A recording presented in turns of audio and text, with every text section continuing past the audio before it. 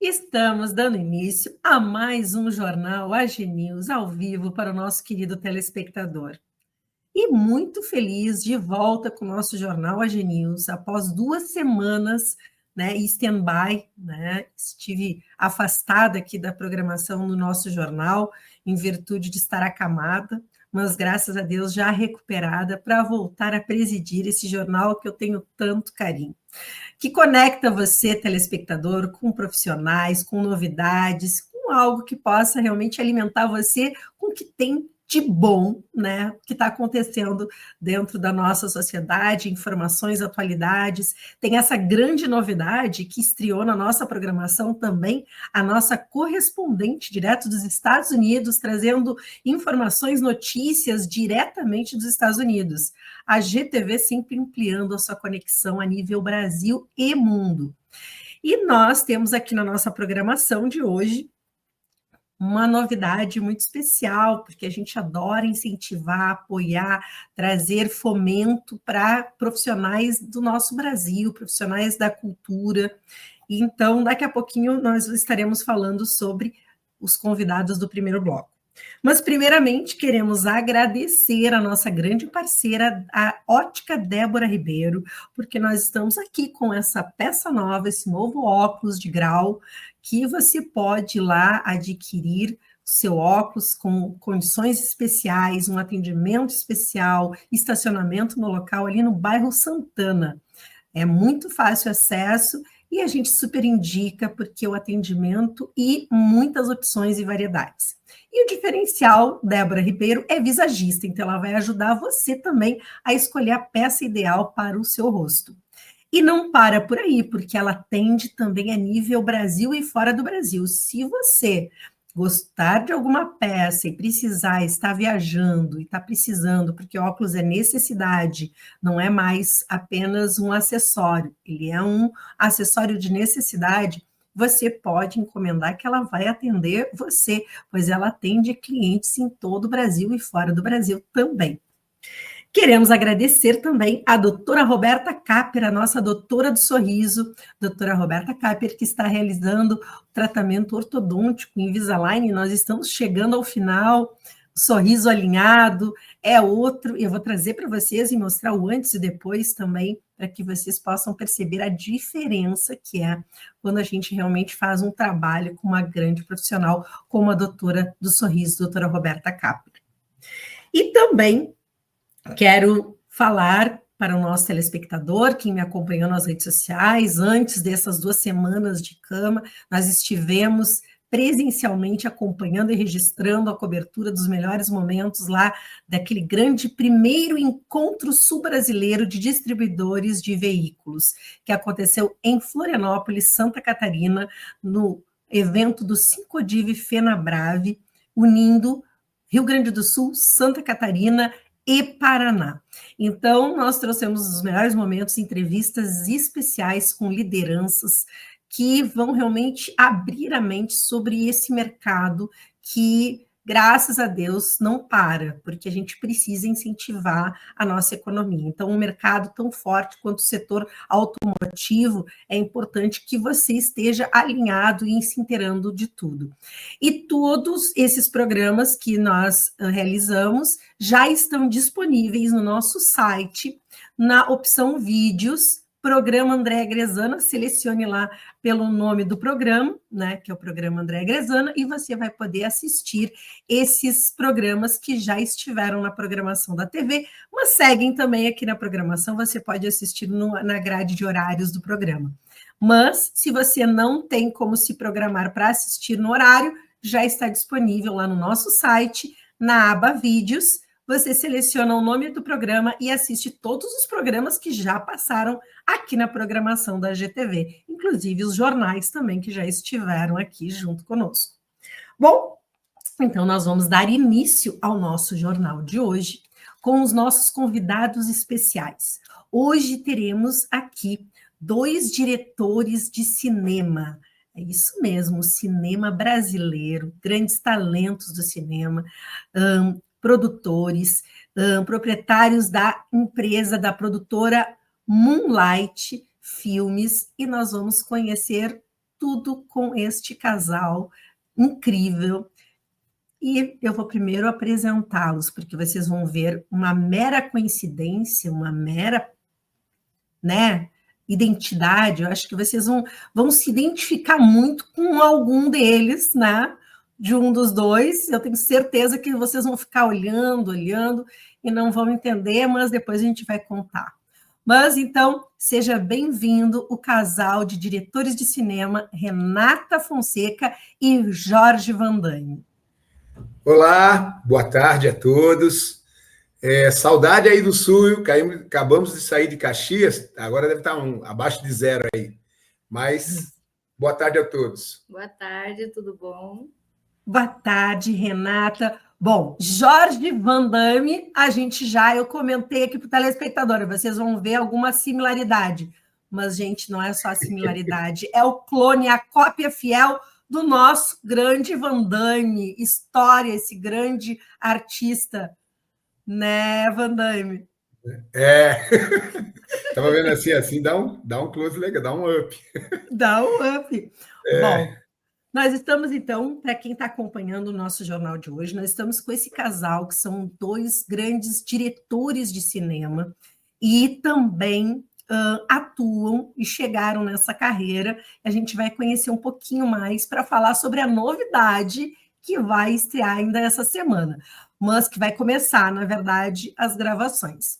Primeiramente, eu gostaria que a Renata contasse um pouquinho da sua história, depois o Jorge Van Damme, para o telespectador conhecer um pouquinho quem é Renata Fonseca, quem é Jorge Van Damme, e depois falamos também um pouquinho sobre a produtora.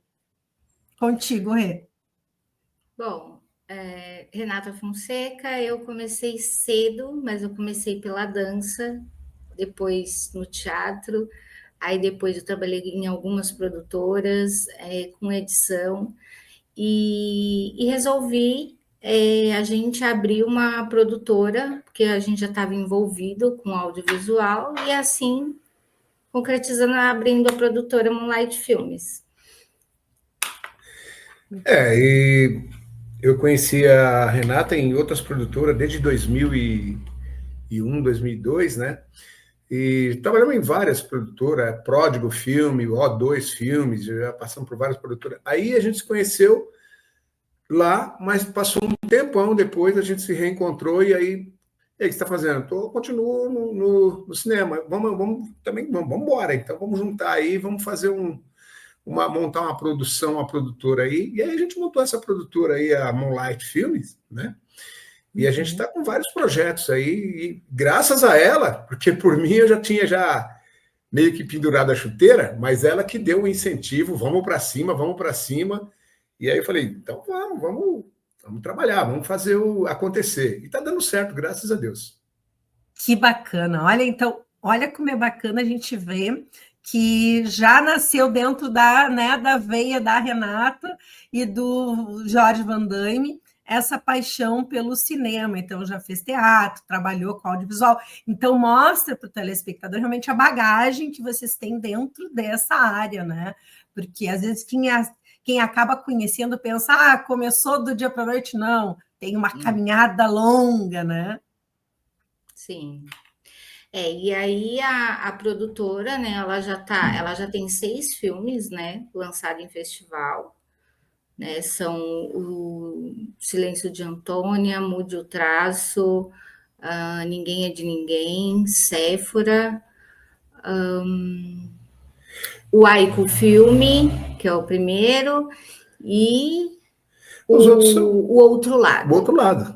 E os outros estão tudo em produção. Agora, semana que vem, a gente já entra em... Nós estávamos em pré-produção até agora com o AICA 2, e agora já acabou a pré-produção, agora vamos entrar em produção, já sexta-feira que vem agora, nessa sexta-feira, já vamos começar a ir para campo para filmar o AICA 2, que vai ser sucesso também. E o AICA, serão 10 episódios. Muito É bem. uma saga. Então, se preparem, você que está assistindo aqui o nosso jornal, nós estamos aqui, então, comentando com 2 cineastas, né, diretores de cinema, roteirista, e tem esse filme, né, a Renata acabou de falar, são 6 filmes já da produtora Moonlight, e nós estamos comentando agora, porque é quentinho, né, é a novidade atual do momento, é a pré-produção e já o início das filmagens do Aika 2. Mas existe já o Aika 1, e nós vamos mostrar aqui para o telespectador o cartaz do Aika 1, o filme The Movie. Fala um pouquinho, Renata e Van Damme, sobre o Aika 1, sobre o que ele trata. Ele está ainda em festivais, como você tinha me dito. Conta um pouquinho para a gente. Sim, ele se encontra em festivais internacionais, né, e nacionais também. Aí fala um pouquinho da história. Então, o Aika 1, ele conta a história de uma família onde o senhor da casa, né, ele é um juiz, ele é juiz. Então, nessa casa, tudo tem que funcionar certinho, porque o cara é juiz, é Caxias. E ele tem 3 filhas, mas só que as 3 filhas, as duas mais velhas, que têm 16 e 14 anos, elas não se dão com a pequena de 10, porque a pequena de 10 era o xodó da casa e é puxa-saco do pai e da mãe, e bota sempre elas em fria. Então, ela descobre algo errado das duas e entrega para o pai. Aí as duas vão se vingar dela. O que acontece? Ela, quando assistiu o filme Annabelle, a menina de 10 anos ficou em pânico, né? Não ia nem no banheiro sozinha. Aí o que aconteceu? Elas descobriram que a menina tinha esse medo e elas estavam andando na rua e viram uma boneca, assim, dispensado, sabe? Jogado, bota fora, sabe? Bota fora. Aí olharam para a boneca, está pensando o que eu estou pensando? Tô. Vamos levar essa boneca, vamos assustar aquela menina, agora ela vai aprender. Putz, levou a boneca para casa, foi mó. A boneca tocou o terror, porque a boneca tem agenda própria, entendeu? A boneca age por si só. Então, tocou o terror na casa, quase que explode a casa, a boneca. Então, é um filme que trata... É um filme de terror, de suspense. É mais suspense, porque terror porque você fica com pânico só de ver a boneca se mexer, né? Que bacana. Ela se mexe. Ela se mexe. Ela se mexe, ela tem um mecanismo, a gente tem alguma coisa que faz com que ela faça isso, faz isso. Gente, é igual o Chuck. Mais ou menos. A gente vai chegar nessa etapa aí. Gente do céu. Então, no 2 a gente já tem essa parte meio que nesse naipe aí. Deixa eu explicar melhor. Conta para nós. Então, é que assim, no 2 a gente já vai trazer uma outra parte da boneca, que é quando ela começa a virar uma menina. Através da emoção, sabe? Porque nesse 2, o que acontece? Bom, quando acaba final do 1, vou te passar o final do 1. E outra, tem um senhor assim, um senhor turco, e ele sempre aparece no filme. Eu não vou falar o que ele é, não, mas ele sempre aparece. Aí o que acontece? As meninas pegam, quando viu que a casa quase explodia, ela consegue achar a boneca, ela segura a boneca e vão até uma lixeira mais próxima, joga lá e fala: nossa, se livramos desse demônio. E aí a boneca cai na lixeira. Quando a boneca cai na lixeira, a boneca se mexe assim, ó, e fica assim, né? Aí, nesse momento, vem uma menininha da escola, com a malinha da escola, vem passando, aí ela olha, ai meu Deus, que gente má, jogaram você no lixo. Mas tem gente que não tem coração mesmo. Ela olha para a boneca e fala assim: eu vou te levar para casa, vou te dar banho e tal, e você vai ser minha amiga. Vou te dar roupas novas, e aí pega a boneca e coloca no colo. Quando ela coloca no colo, que ela vira de costa que vai saindo, a boneca tá assim, a boneca faz isso. Meu Deus do céu. Então, é realmente interatividade. Aí começa o 2, né? Aí já dá o gancho do 2. entendeu? Então, Como eu te aqui... falei que ela tem agenda própria, posso dar um spoilinho do 2? Só um spoilinho. É assim, ó. O que acontece no 2? Essa menina que achou essa boneca, tadinha, a mãe dela morreu faz 2 anos e o pai arrumou uma madrasta. Só que, na verdade, é uma madrasta. Não é uma boa drasta, é a madrasta. E essa madrasta, ela, na frente do pai, ela trata a filha como se fosse um anjo, com carinho. O cara virou as costas para trabalhar, pronto, a menina vira empregada, vira uma... Como é que é aquela... que eu dei até um exemplo, é a Cinderela. Né? É, ela vira, sabe? A gata borralheira, tadinha. Coitadinha da menina, cara. A menininha sofre na mão dessa madrasta. E nisso, quando ela leva essa boneca para casa, e a primeira madrasta tenta impedir que a boneca entre, mas como o pai estava em casa, apenas uma boneca, deixa minha filha ficar com a boneca, qual o problema? E aí ela fica. A madrasta, a boneca percebe o que está acontecendo. Para você ter uma ideia, o que aconteceu com essa madrasta? Gente, eu tô adorando. Não. Você entendeu? Esse spoiler é provocativo mesmo para a gente querer assistir. Ela tem agenda própria. Porque quem não tem... Olha, as histórias estão aí para contar. Realmente tem a madrasta malvada e a gente sabe que é uma realidade, que isso acontece, que não é só no cinema, não é só em filmes. E tu imagina essa menina pegar essa boneca, que é terrorista, né? Mas que ela não fica. Você falou tudo, terrorista. Mas pelo contexto, eu já vi que ela vai proteger a menina da outra. Vai, é a agenda própria, né? Como eu te falei. Ela age de acordo com o ambiente. Com o ambiente, você entendeu? Então, que bacana, gente. Olha, eu já estou mega ansiosa para assistir. Então, o Aika 2 começa as gravações agora nessa sexta-feira. Sim, as filmagens. Dia 4. Porque em cinema a gente fala filmagem. E quando é novela, a gente fala gravação. O cinema tem essa divergência. Olha, é isso aí. Nós estamos com 2 cineastas que é para nos orientarmos aqui e a gente conhecer um pouco mais. Bom, e sobre o Aika 2, eu já estou mega curiosa. O telespectador que está nos acompanhando, podem acompanhar nas redes sociais que nós vamos estar mostrando esses bastidores, né, Renata e Van Damme? Sim. A gente vai sempre estar postando os make-off das filmagens, tudo direitinho. Vou marcar vocês também. Fiquem de olho lá nas redes sociais. Então, você que está nos assistindo aqui, se preparem, acompanhem as redes sociais da GTV, da Renata Fonseca, do Jorge Van Damme, e nós vamos estar aqui, provocando vocês. Eu já estou provocada com esse spoiler, porque eu já me dei, sabe, aquela coisa de ver uma história que mesmo a boneca terrorista acaba se tornando boazinha. É que nem essa história da vilã, vou dar um exemplo da própria Odete Reutemann, né, que a gente está vendo na novela, que ela é a vilã, mas ao mesmo tempo ela faz de tudo para proteger aqueles filhos e fazer tudo por eles, né? Exatamente. Mas é mesmo. Aí, nesse gancho, a gente já está né, com um elenco grande já, que a gente já está em pré-produção. A gente vai entrar em produção do 2 e já estamos em pré-produção para o Aika 3. O 3 a gente já está com o roteiro escrito e tudo. A história do 3 se passa num orfanato. Ela vai parar num orfanato. Imagina.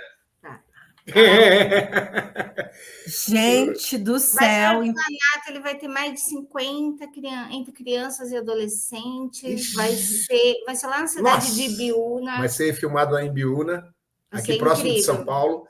Temos todo um pessoal que está nos ajudando aí, o Toninho Cachoeira, tem grandes parceiros. Ele é o produtor lá na cidade, né? São parceiros que vão nos ajudar muito.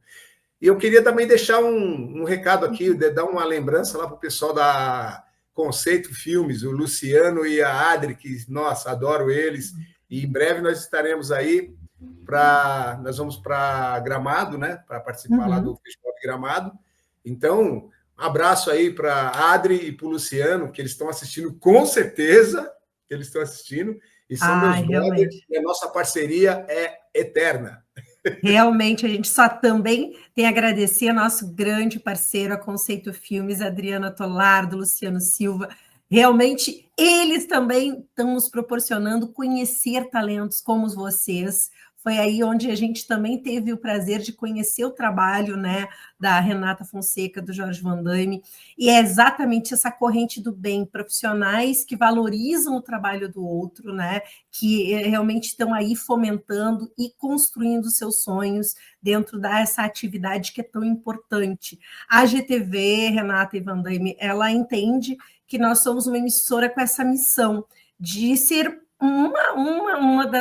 dos meios de comunicação para acender a cultura, para acender trabalhos de pessoas que estão ali construindo com muita dificuldade, porque a gente sabe que produzir cinema é diferente de grandes produções, que essa todo mundo vai lá e injeta recurso. Agora, as pequenas produções, que são as que realmente fomentam a região, que dão trabalho para aqueles pequenos, que ajudam, essas têm muita dificuldade ainda a poder, né, rentabilizar.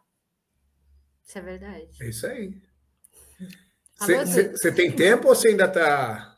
Não, podemos ainda falar mais um pouquinho. Pode falar, se quer deixar algum Vou falar um recado? pouco da minha carreira, então, pode? Pode. Bom, então, eu comecei a trabalhar em cinema muito, muito cedo, você entendeu? Com 13 anos, 14 anos, eu já estava na frente, já estava fazendo alguma coisa, comerciais, propaganda, essas, sabe? Com 12, 13 anos. Depois eu já participei do filme do Mazzaropi, né? Aí a paixão por cinema começou a pegar. O nome do filme é O Fofoqueiro do Céu, filmamos em São Paulo. Depois já participei também de um outro filme com Anselmo Duarte, Pelé e os Trombadinha, Pelé contra o crime, foi em 77, 76, 76. Gente, né? No ano que eu nasci, Van Damme. Agora eu vou revelar. Então, e depois aí já veio vários outros trabalhos na Rua do Triunfo, inclusive eu estou até fazendo um documentário sobre a Rua do Triunfo, né, o berço do cinema marginal, porque foi ali onde tudo começou, sabe? Na Rua do Triunfo, em São Paulo, a chamada Boca do Lixo, né? Que todo mundo conhece. Uhum. Eu já estou preparando também um documentário sobre como era feito o cinema naquela época, você entendeu? Tinha muita gente boa saiu dali, sabe? Carlos Reichenbach, trabalhei com o Carlão em vários filmes dele, entendeu? Então, ali era o berço, sabe? A Rua do Triunfo era o berço, era onde estavam todos os diretores, os grandes diretores que dali foram para a Globo, e assim, eu não lembro o nome agora também, porque isso já faz quase 50 anos. Não, 50. faz uns 40 e poucos anos, mas era uma coisa muito bacana, você entendeu? E desde lá para cá, então, eu nunca abandonei o cinema. Estou aí até hoje. Que bacana. E eu vou te dizer que com essa similaridade, não dá para dizer, é o clone do Van Damme, é impossível tu não estar envolvido em algum jeito no cinema. E até eu te digo, além de grande diretor, Van Damme, meu Deus do céu, tu tem que fazer algum papel voltado a representar esse grande artista que é o Van Damme, porque tu é a cópia fiel, é impressionante. Agora que eu tô vendo aí, é mesmo. Às vezes cai a ficha, né, nele, dele ser parecido, às vezes. Porque, como eu te falei, eu não me acho, né? Mas eu tô olhando agora assim, meu, é verdade, que esse lado aqui... Não, e o mais incrível é que, assim, ó, eu já vi, eu vou mostrar depois, em outro momento, a gente faz digamos, esse trocadilho com o telespectador de mostrar o Jorge Van Damme na sua juventude e comparando com o Van Damme na juventude, e também agora comparando ele na atual, na idade atual, porque vocês são muito parecidos, inclusive atualmente, que muitas vezes a pessoa vai mudando essas características, mas não, tu seguiu acompanhando a mesma identidade visual dele. É impressionante, e é uma característica tua, porque tu não te veste, tu não. Agora tu tá aí trazendo um pouquinho dessa figura, mas a gente que te acompanha sabe que tu não usa dessa tua vantagem. Não usei. Porque... Não. Foi o tempo. Até 2000 eu ainda fazia algumas coisas como cover, assim e tal, até 2000. Mas depois eu não quis mais, não. Eu estava mais embrenhado no cinema, já estava enganjado no cinema e aí não tinha mais como. E que essa paixão, esses grandes talentos, porque realmente eu já estou aqui interessadíssima, motivada, já me organizando. E qual é a perspectiva do AICA 2 estar para o telespectador, para o cinema, vai estar disponível? Qual é a perspectiva desse filme, do Bom, término é o do que AICA eu 2? digo para você, né? O cinema, o roteiro, ele se divide. Vamos lá de novo. Isso aí eu sempre falo nos meus cursos, nos meus workshops. Um roteiro, quando você vai preparar um filme, ele se divide em 3 partes: pré-produção, produção e pós-produção. Bom, agora nós vamos. A pré-produção já foi, levou aí uns 3 meses, né? 3 meses quase, porque tem até um amigo lá da Gulani Filme, o Caio Gulani, que ele sempre fala que tem que ter a pré da pré. Eu também concordo. Então, o que acontece? Nós fizemos a pré, agora vamos para a produção. Já olhamos paleta de cor, já vimos os planos de câmera, posição de iluminação, porque é um filme que nós vamos ter que trabalhar muito a iluminação, a maquiagem e a paleta de cor, porque é um filme de suspense, você entendeu? Tem que ter sombra, tem que ter muita coisa assim, tem que ter mudança de cor repentina. Então, a gente trabalhou na pré-produção, a gente trabalhou tudo isso, os planos de câmera, decupagem de cena, a ficha técnica, tudo, você entendeu? Né? Aí o que acontece? Agora a gente vai para a produção. Com tudo que a gente fez e planejou na pré, a gente vai botar em prática, entendeu? Vamos botar em prática. Feito isso, terminamos, acho que nós vamos levar aí de produção mais acho que 1 mês e meio, né? De produção, eu acho, mais ou menos, 1 mês e meio. Depois que a gente tiver finalizado a produção, aí entra aonde? Na pós-produção, que é com essa mocinha aqui, né? Aí entra coloração, entra montagem, efeitos especiais, aí entra, nossa, é uma infinidade, você entendeu? Que legal. Trilha sonora, tudo, você entendeu? E aí é tudo nas costas dela. Porque não tem equipe. Normalmente, o filme com E é dinheiro... um gênio, né? Porque a edição, eu vou dizer, é uma das partes mais complexas que existe. E tem que ter uma criatividade, porque é a edição que traz essa grande emoção. É onde tu realmente vai dar destaque àquilo que vai fazer com que o telespectador, né, fique ou tenso, ou inspirado, ou motivado. Sim, isso é verdade. Então, e aí, feito isso, depois aí a gente vai fazer o quê? É ela mesma, né, que cuida de tudo isso, porque eu só faço escrever e fazer, né? Ela vai passar para festivais, vários festivais, e está disponível, depois dos festivais, está disponível para você também passar. É a série, né, meu? É uma saga. É uma saga. As sagas. Vai ser legal. Aí você pode passar aí no seu... na GTV, você entendeu? Quem sabe, né? Vai fazer sucesso. Olha, telespectador, eu não ia contar, mas eu vou contar. Já estou conversando aqui com a Renata para a gente ver se o AICA 1 já vai estar liberado para a gente poder exibir aqui no nosso Cine Pipoca, aqui na programação da GTV, para você já ficar inteirado e na expectativa do AICA 2, que já está aqui, ó, sendo anunciado o início das gravações nessa sexta-feira. Meu casal, quero agradecer a presença de vocês. Amei a participação de vocês, trazer um pouco para o telespectador. Já estou aqui mega ansiosa para ver o AICA 2. Vocês realmente deixaram a gente com gostinho de quero mais. E já estão convidados a vir mais vezes também trazer novidades. E você, telespectador, já sabe que vai poder acompanhar todos os bastidores do que vai estar acontecendo no AICA 2.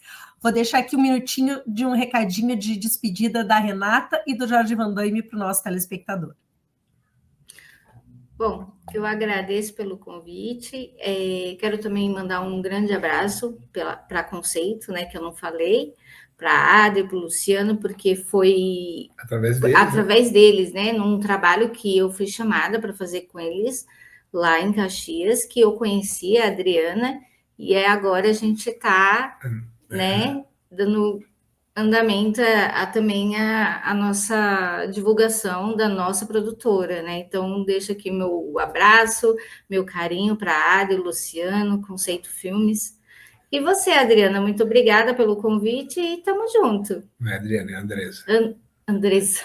Errei, desculpa. Andréia! Andréia, Eu falei certo! fala Adriana. Eu falei, Mas, Rê, não te preocupe. verdade que eu falei, olha. Não te preocupe, aqui é a realidade nua como ela é. E, Né? gente, Mas faz eu falei parte. certo. Agora A Andréia, a Adriana, a Andressa, é tudo parecido, não te tá preocupe. bom. Desculpa, André. Imagina. Bom, então, Van Damme quer deixar um recadinho de despedida? Sim, eu agradeço a participação no seu programa aí. Para mim foi um prazer. E deixar também um abraço para o pessoal aí do Sul, Caxias do Sul, a Conceito Filme, a Adriana Tolardo, o Adri Tolardo, né? O Luciano, grande amigo, grande brother, e que em breve estaremos aí, vamos participar aí do Festival de Gramado, hein? Tamo junto. Ó, É nóis. então é isso aí, já fiquem ligados que também vamos dar um jeitinho de acompanhar lá esse casal lá no Festival de Cinema, a Adri Tolardo com a Conceito Filmes, porque são grandes trabalhos, produtores, né, grandes pessoas que estão aí gerando conteúdo e também empregando, né? Estão aí atuando e dando oportunidade para que a cultura brasileira também esteja, né, abrindo novos talentos e oportunizando emprego. A gente sempre lembra disso. A cultura também é emprego, também é arte, também é geração de renda dentro do nosso país. Bom, meu casal, obrigado pela participação e estão convidados a retornar e eu vou estar acompanhando, porque agora eu quero ver o AICA 2 e quero assistir também o AICA 1 aqui na GTV, tá? Vou estar aguardando a nossa diretora Renata aqui para ver se libera para a gente poder transmitir no nosso Cine Pipoca. Ok, tá, tamo junto, tamo junto. Eu Um beijo agradeço a grande. todos. Beijo para vocês. Um beijo grande. Querido telespectador, agora você segue aqui junto conosco com a nossa correspondente direto dos Estados Unidos e depois dos comerciais nós teremos os comentários de esportes com Fausto Grezana. Beijo, casal!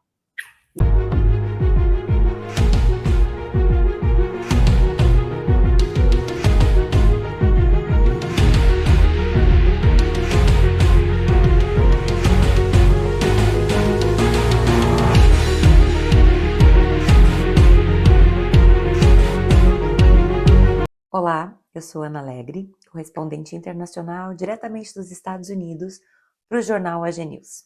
No nosso bloco de hoje, nós vamos aprofundar um pouco o panorama religioso americano, começando pela herança protestante do país, passando por alguns dados-chave para que vocês tenham um panorama geral, apontando alguns estados católicos, afinal de contas, agora temos um Papa americano, e explicando um pouquinho do movimento Make America Catholic Again. Já ouviu falar? Em tradução livre seria algo como Façamos a América Católica novamente. Mas eu vou aprofundar isso em seguida.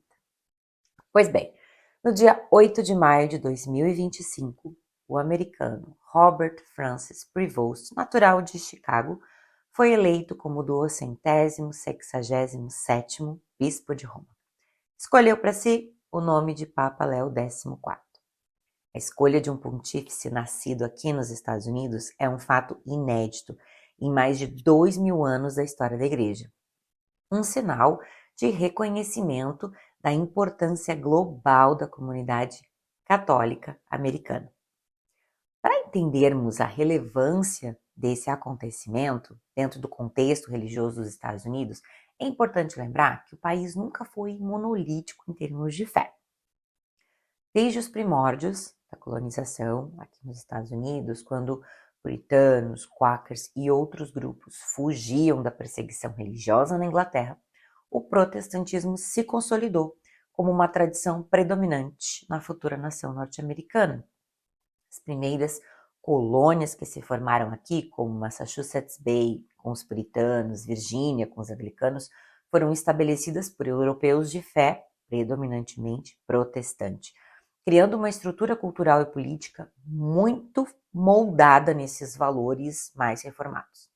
Segundo o Religious Landscape Study do Pew Research Center, 2023-2024, uma pesquisa apontou 40% da população adulta americana como sendo protestante, católicos em crescimento, algo em 19%, 21%, outros cristãos, 3%, que seriam os mormons, testemunhas de Jeová, 29% os non, ou seja, que se declaram sem religião.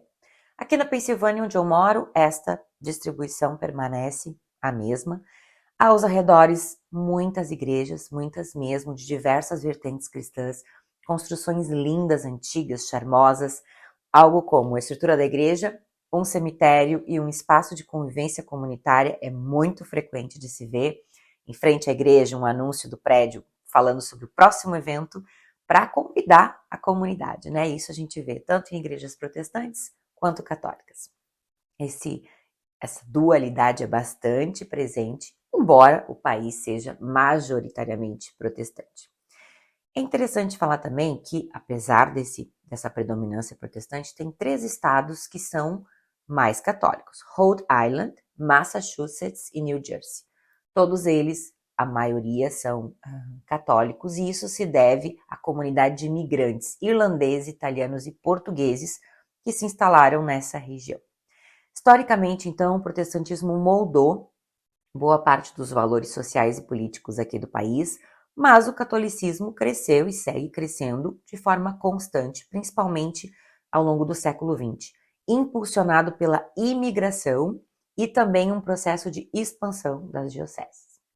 Agora, com a chegada do novo Papa, há uma expectativa, né?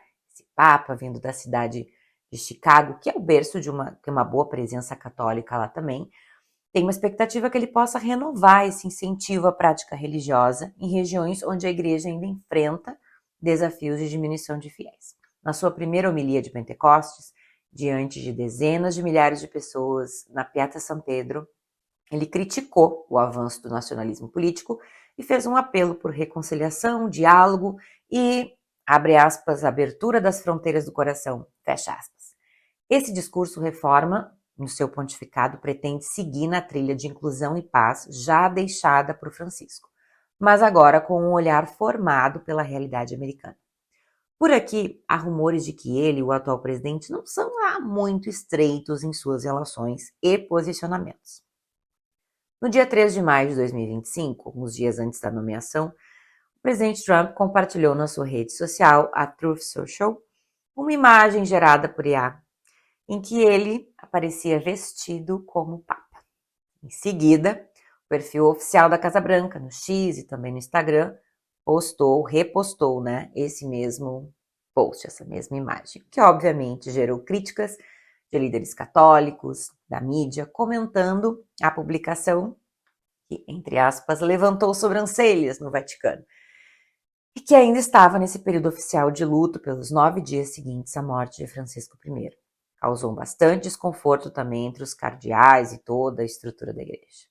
Aqui, a Catholic News Agency relatou que vários líderes eclesiásticos criticaram o presidente Trump por compartilhar esses memes de si mesmo, considerando de mau gosto e desrespeitoso ao ritual de luto e a todo o processo de conclave que se seguia pelos dias à frente. Ao que o atual presidente respondeu afirmando não saber como a imagem foi criada, nem por que a Casa Branca a republicou, e dizendo que Melania, sua esposa, achou fofa a brincadeira. Pois bem, digamos que o atual presidente gosta de causar e parece que as suas previsões, apesar de uma brincadeira, deram certo. E os americanos têm agora, portanto, seu primeiro Papa. Logo após a eleição de Robert Francis Prevost como Papa Léo XIV, o presidente Donald Trump publicou em sua rede social novamente, abre aspas, parabéns ao cardeal Robert Francis Prevost, que acaba de ser nomeado Papa. É uma honra tremenda para o nosso país. Mal posso esperar para encontrar o Papa Léo XIV. Será um momento muito significativo. Fecha aspas. Além de tudo isso, as reações por aqui foram variadas. Enquanto fiéis de vertentes progressistas saudaram a sua ênfase em diálogo e direitos humanos, grupos mais conservadores, apelidados de Mega Catholics, mostraram-se cautelosos, temendo que o novo Papa não abrace integralmente pautas tradicionais, como a oposição ao aborto e a defesa da família tradicional. Esse contraste ilustra bem a pluralidade dentro do próprio catolicismo americano. Esse movimento, o MAGA Catholics, é inspirado na sigla MAGA, Make America Great Again, slogan de campanha do atual presidente. Esse movimento reúne católicos conservadores que estão buscando revalorizar, reafirmar práticas e doutrinas tradicionais da igreja dentro da esfera pública. Esse movimento surgiu como um rastro dessa polarização política recente, quando setores mais ligados à direita associaram a fé a pautas como defesa da família, oposição ao aborto e liberdade religiosa. Apesar de ainda minoritário em relação aos protestantes, o movimento tem crescido em visibilidade por meio de algumas mídias especializadas, institutos de formação e figuras públicas alinhadas ao MAGA. Em resumo, a eleição do Papa Léo XIV representa um marco histórico para os Estados Unidos, sendo o primeiro Papa nascido aqui em mais de 2.000 anos. Em contexto demográfico, católicos, 19% de toda a população, contra os protestantes, que ainda representam maioria nos 40%, porém, com a chegada do Papa, temos aí um potencial de renovação da igreja em solo americano, já que ele parece buscar essa ênfase em inclusão e diálogo internacional, agora como uma figura tão predominante no mundo. Sou Ana Alegre, correspondente internacional da GTV, diretamente da Pensilvânia, nos Estados Unidos, para o jornal AG News. Nos vemos na próxima terça-feira, às 20 horas, com mais atualidades e curiosidades. Até lá!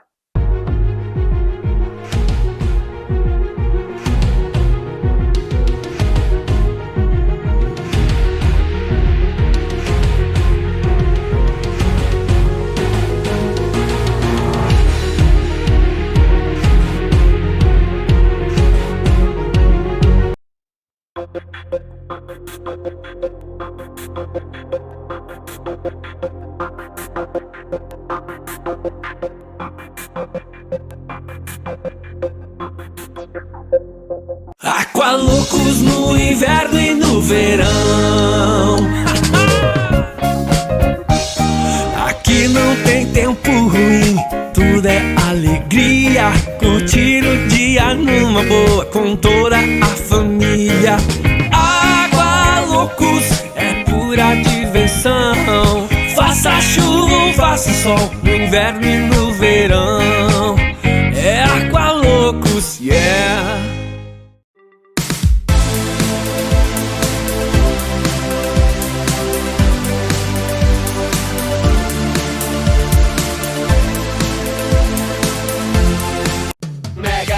Mega divertido, mega colorido. Você já viu, é tão macio que escorrega no papel. Parece um arco-íris mega colorindo o céu. Eu mega amo desenhar, eu mega adoro pintar. Eu mega quero colorir e me mega divertir. Linha Tris Mega, pra colorir, desenhar e aprender de um jeito mega divertido.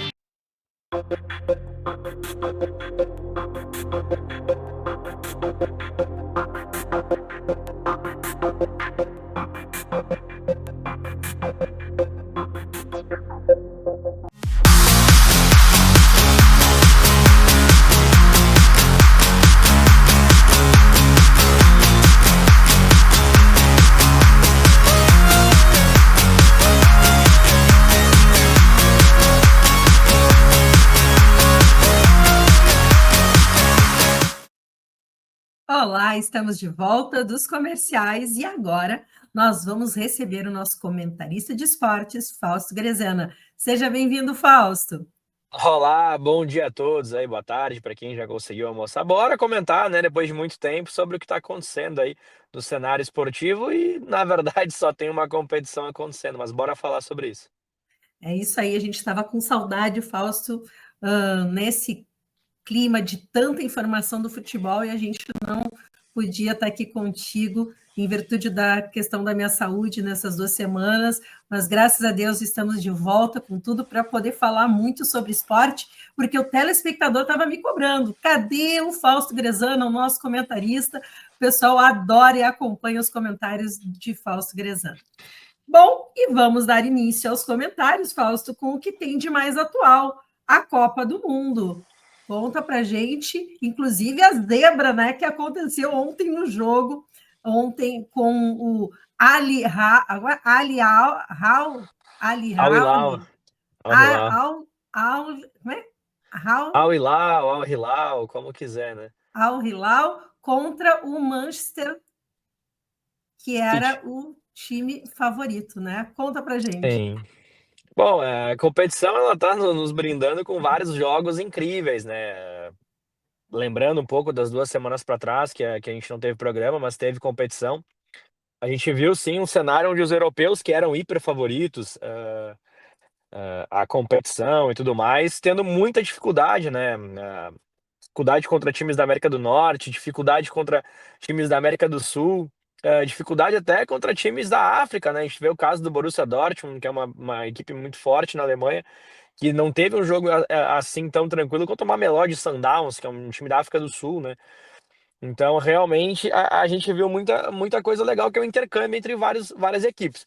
Eu não sei até onde os europeus estão realmente engajados na competição, mas a gente tem que falar sobre a competição. E na competição, é, visualmente falando, um fracasso até o momento para o futebol europeu, né? Uma derrota muito dura. E aí eu vou fazer um comparativo, antes mesmo de entrar nos jogos, que vai fazer algum sentido. Muitas vezes a gente se questiona por que jogadores das seleções colombianas, as seleções venezuelanas, conseguem chegar na sua seleção, mesmo jogando no futebol brasileiro, e são tão dominantes contra equipes que são jogadores que jogam em grandes ligas. E aí eu vou citar um exemplo de um jogador que para mim elimina toda e qualquer dúvida quanto ao futebol mundial em si, que é o Richard Rios do Palmeiras. O Richard Rios é um cara que é dominante no futebol brasileiro naquela segunda função do meio-campo, é um colombiano, joga pelo Palmeiras, e quando vai para a seleção colombiana, ele pode enfrentar a Argentina, pode enfrentar quem for, que parece que ele é do mesmo nível dos caras, e isso se mostra nessa competição. O Richard Rios, que joga no Palmeiras, que é um clube do Brasil, é talvez o melhor volante da competição. Então isso mostra que sim, até trazendo para um debate para a seleção brasileira, que muitas vezes a gente vê o cara vai para a Premier League e já vira convocado para a seleção brasileira. E às vezes não era nem dominante no futebol brasileiro. Então a gente está começando a enxergar o que a gente já podia ter enxergado algum tempo atrás, que era assim, que tem muito jogador de muita qualidade aqui, e que se tiver um pouco mais de espaço, pode sim fazer sucesso em grandes campeonatos. A prova é o Richard Rios no Palmeiras. De resto, trazendo zebras ou não, as zebras principais são a Inter de Milão, que perdeu para o Fluminense por 2-0. E diga-se de passagem, ficou barato, poderia ser mais, não seria um absurdo. E aí tu vê parte do elenco da Inter de Milão muito passivo, né? O Calhanoglu lá, Calhanoglu, o turco, nem quis viajar para a competição porque não se sentiu engajado no projeto. E aí o Lautaro Martinez, um argentino que tem mais sangue por vitória, estava indignado lá com a derrota e tudo mais, mas tomou um fracasso em perder para o Fluminense. E depois à noite, a gente teve um jogo aí sim, que eu não consigo enxergar que o Manchester City passeou no jogo. Pelo contrário, o Guardiola é sedento por vencer e parecia isso. O City tentava marcar, tentava jogar. E sim, foi muito melhor durante a questão de ter a bola, mas a proposta do Inzaghi era justamente essa: se fechar o tempo inteiro e explorar os contra-ataques. E nisso eles fizeram com maestria. O Inzaghi, que venceu o Barcelona na Champions League, jogando dessa maneira, com a Inter de Milão, que do Kivo não deu certo na competição, já jogava nesse estilo, com uma linha de 5 atrás, explorando a parte dos contra-ataques. E o Al Hilal fez isso e foi coroado, vencendo talvez a melhor equipe da competição até o momento, que era o Manchester City. O Manchester City tinha sido melhor do que todos os outros adversários na competição. Inclusive mostrando desempenho, e ontem foi superado pelo Al Hilal, que não é um time horrível, pelo contrário. O Al Hilal é o time que mais investiu dinheiro, né? O time do bilionário do Saudita. Tem um goleiro de primeiro nível, um goleiro que é semifinalista de Copa do Mundo, que é o Bono. Tem o João Cancelo, que há 3 anos atrás era o melhor lateral direito do mundo. Tem o Koulibaly, que era o melhor zagueiro do futebol italiano. Os jogadores sauditas que jogam no Al Hilal são titulares da seleção da Arábia Saudita. São jogadores de Copa do Mundo. O meio-campo tem o Rubem Neves, tem o Milinkovic-Savic, que poderia estar jogando no próprio Manchester City. Dominante no meio-campo. Tem um ataque com o Aldassari, que não jogou ontem, mas é de primeiro nível. O Malcom, que é um cara que já jogou no Barcelona.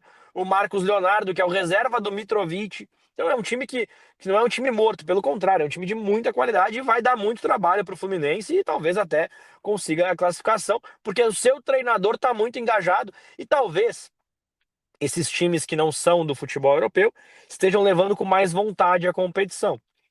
Trazendo agora, tirando o dia de ontem, trazendo para os dias anteriores, o Flamengo, que foi eliminado para o Bayern de Munique. O Bayern de Munique naquele jogo já não parecia estar naquele ritmo maluco de vencer a todo custo. Não sei se pelo horário, né? O City teve um horário à noite, o calor estava menor, o jogo do Flamengo realmente estava muito quente. Mas o Bayern me pareceu que jogou num nível meio, vamos deixar rolar, tomou gol, vamos lá, fazemos mais um. Não me pareceu aquela loucura toda. A própria Inter de Milão tinha momentos que eu não sei se o calor influenciou tanto assim. Mas o Flamengo tentou, lutou, foi muito bem também contra o Bayern de Munique. Eu acho que foi muito melhor do que o Botafogo foi contra o PSG, apesar do Botafogo ter vencido.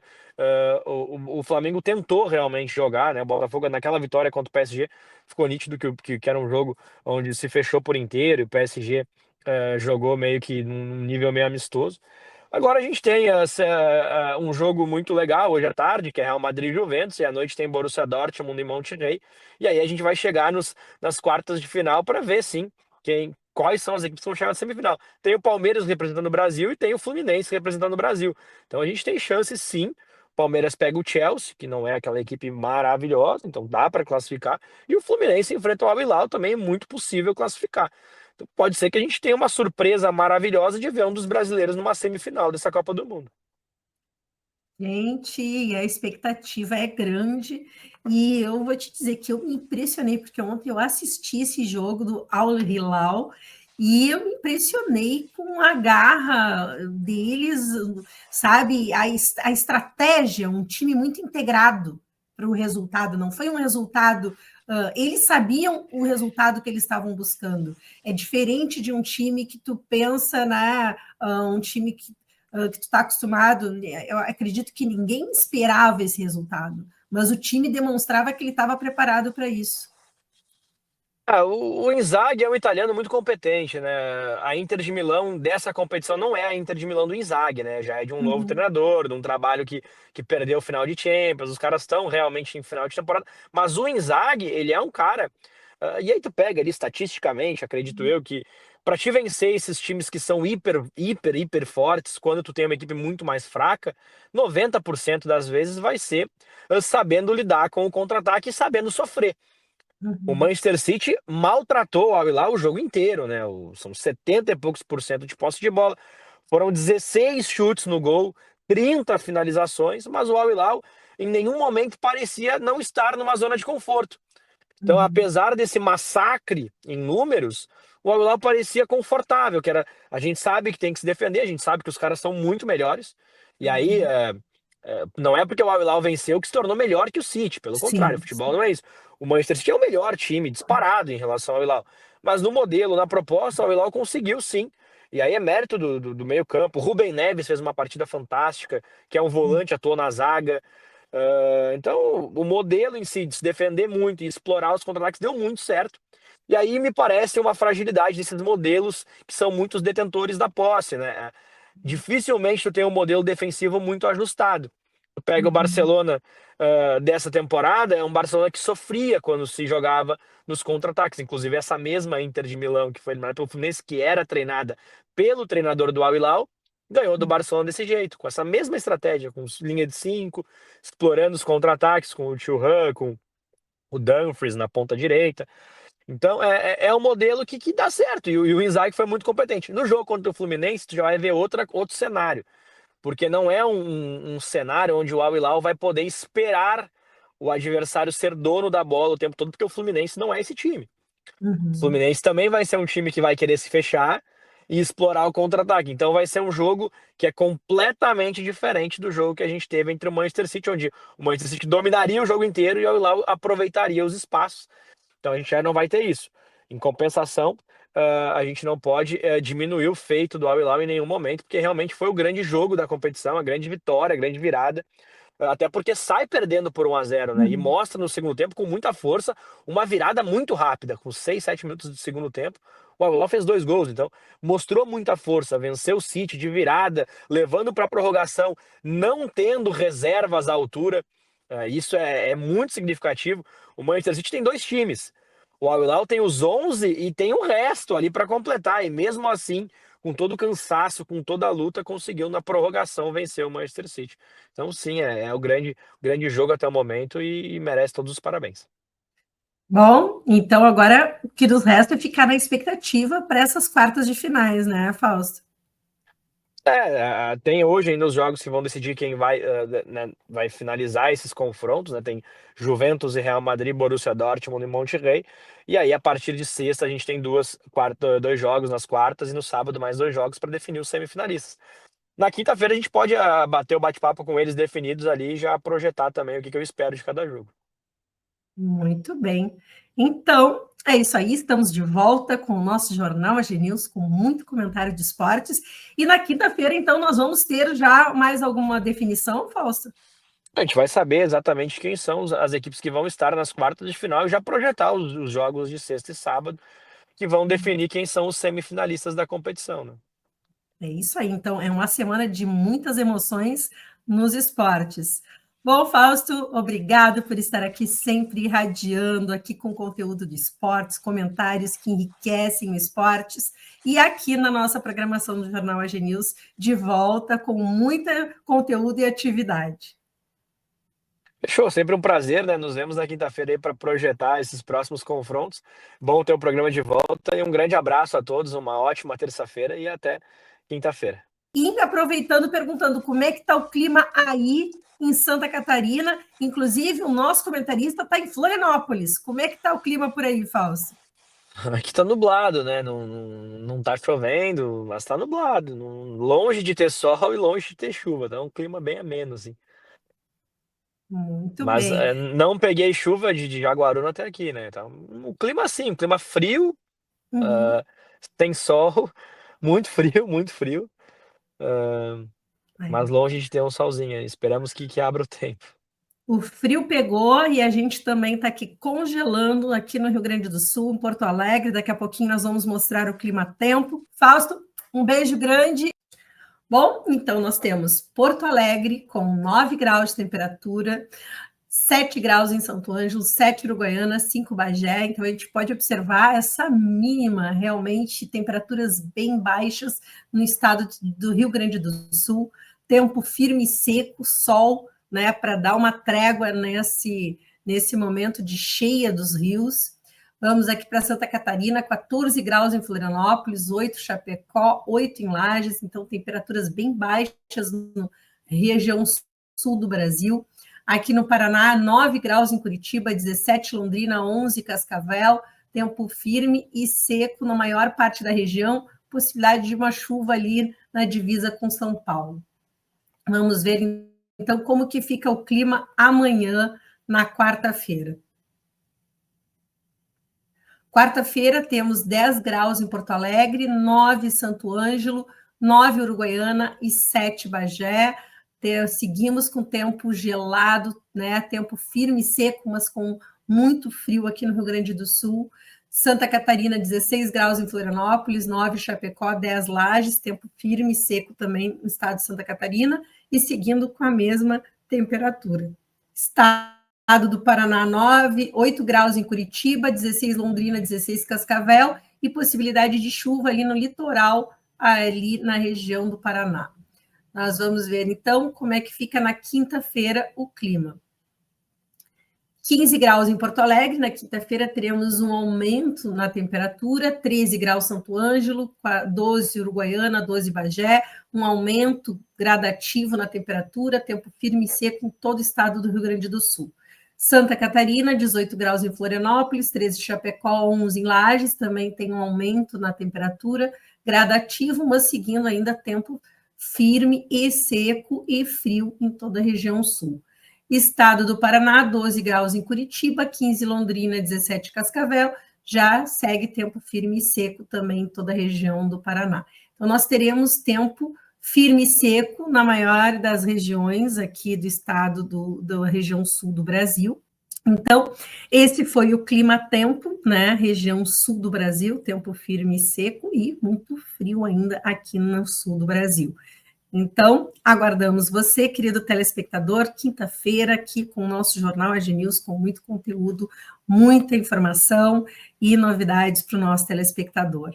E muito feliz de volta aqui às atividades. Um beijo grande, uma boa semana e até quinta-feira com mais programação aqui no nosso jornal. Siga aqui na programação da GTV e se você quer assistir algum programa que já saiu da programação, é só acessar o nosso site, agtv.com.br, entrar lá na aba Vídeos e procurar pelo programa, o nome do programa, e você vai identificar qual o programa que você gostaria de assistir. Então, um beijo grande e até quinta-feira.